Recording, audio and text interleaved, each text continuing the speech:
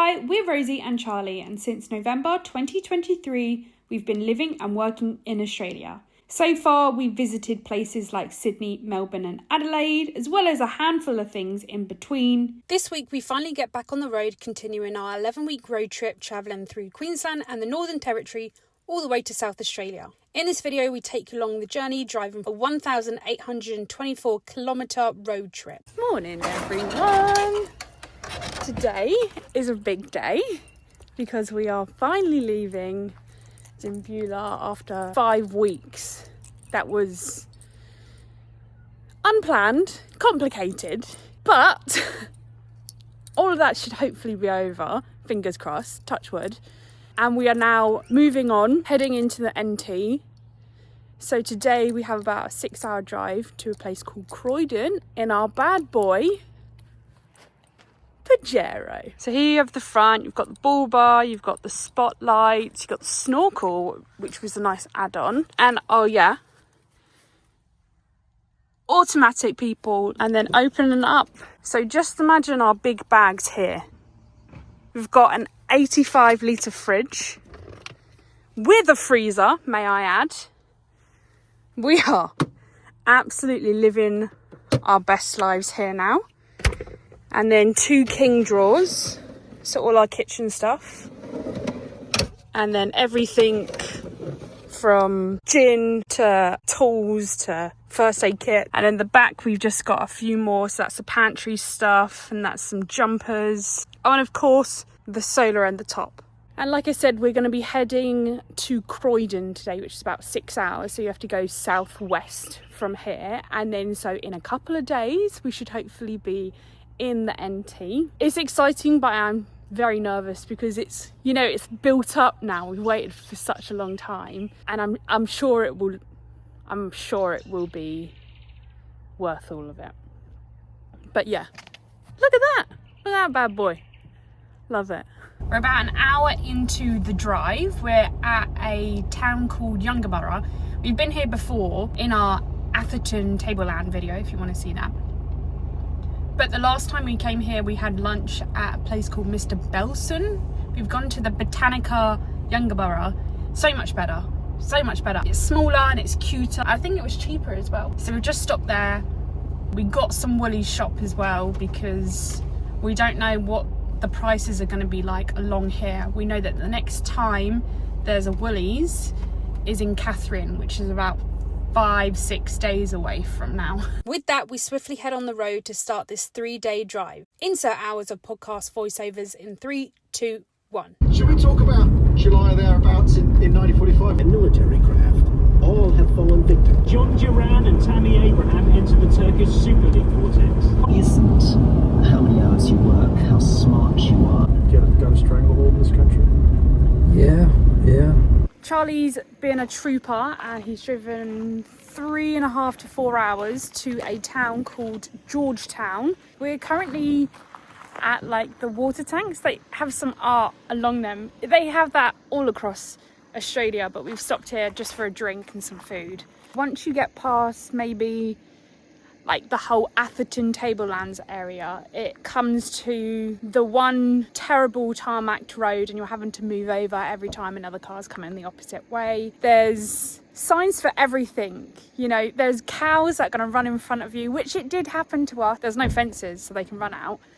There's ones about flooding, there's signs about the road trains. Road trains are these huge lorries or trucks which carry several trailers with a length up to 53 metres and weighing over 200 tonnes. Goes without saying, it's terrifying overtaking them. Your take on the drive? Pretty boring. Pretty dull the whole way, to be honest. Yeah. But it's nice that it's paved most of the way. Yeah.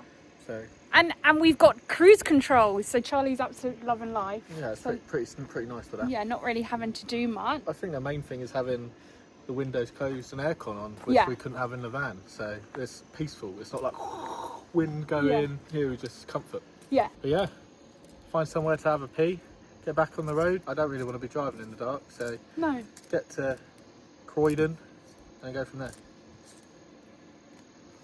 For those of you interested and would appreciate a diesel update on the new car, We filled it up in a place called Koa, and this took us to Dimbulah and all the way to Georgetown. This is almost a 5-hour drive, and we used only a little over halfway. If we were still in the van, this would never happen, so we're pretty impressed. Morning everyone. So we arrived in Croydon around 5 p.m. yesterday. Ended up being about 6.5 hours. There are little things that you can do along that road. We just opted against them because they're expensive. And we run out of time. So you have the Undara lava tubes, you have Cobble Gorge and some hot springs. The cheapest one was 72 up to 200. So we were like, nah. We were planning on potentially having a look around Croydon and then heading to Corumba and then to Normanton, but we've just decided to drive all the way through because we're not here. These are like extra bonus places to see. We're really wanting to just get to NT and see that area of the country. So we're driving to a place called Mount Isa. If we make it, 7 hours, let's say, to go from here. If we make it, do you not think we are? I don't know, we'll have to see how it goes. So that's the plan. So a lot of driving today and not a lot of stopping. So let's get going. Let's get going. The drive is relatively similar to the previous day, with lots of flat land, long lines of trees and the open road. For about an hour we were the only car heading inland, no one in front or behind us. And then a road train pulled in front. Like, really? You could have waited, but anyway. Driven about an hour and a half to get to Normanton. We've just stopped to see Chris the croc. This is a life-size replica of a saltwater croc living in the Norman River in 1957. And as you can imagine, this 28-foot croc was bristly shot and killed. Don't buy it. The length is right, 8 point whatever meters, but the size is an artist's impression. So it could have been that long, but not that fat and big. I can't. Take a look at this petrol station.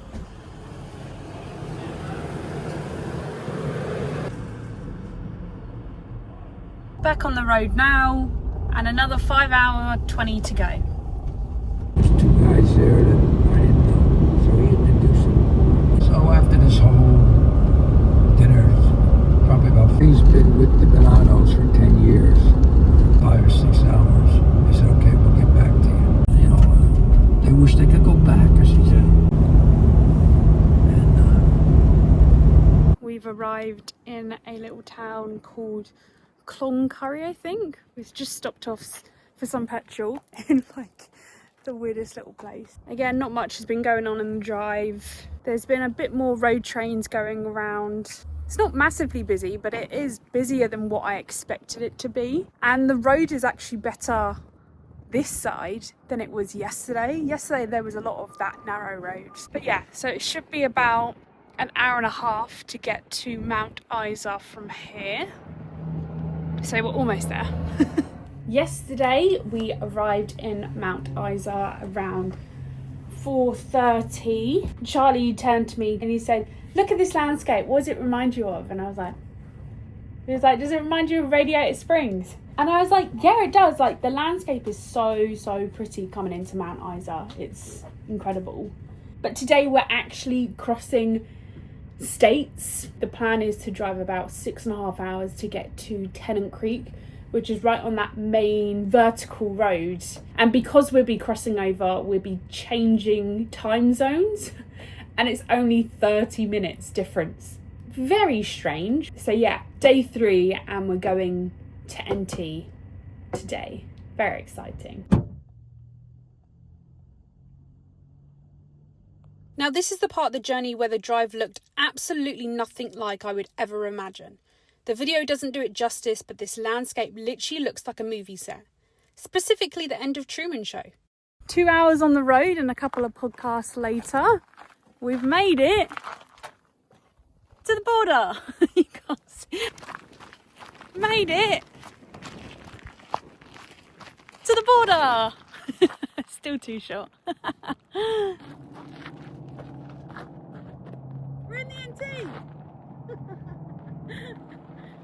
And don't worry, those views don't stop there. They just keep coming and coming. Just stopped off at Berkeley Homestead. which is like the middle ground between the border, the border and Tennant Creek. This is the only place that has any sort of fuel or life food or anything. Yeah. It is literally just nothing. For 4 hours. And this place has everything. Charlie kept saying like, it's fancy. I was like, yeah, it is. I expected like a just like a old, you know, like 2 kind of pump, because all we saw on Petrol Spy was the diesel and it was like really expensive, so I expected just like some old shack, and the whole thing's just like super fancy, super nice. Yeah, so it's like a service station, it has a restaurant, it has loads of souvenirs, hoodies and merchandise and all that kind of stuff. And then obviously the homestead itself, it has loads of accommodation, and it's really, really pretty and really nice. It's definitely worth a stop. Yeah, definitely worth a stop. I mean, you're not going to see anything else along this road, so you might as well stop here. Just stopped to fill up. We're using the jerry can. It is pricey all the way down here, so that was the one that we spent the other day, and then we'll just get some more the other side where it's a little bit cheaper than it is this end. And the flies are in full force. Unfortunately, having to pull over to top up meant all the hard work of overtaking the last few hours had been diminished in minutes. But no worries, it doesn't take us long to catch up and reach our final destination of Tennant Creek.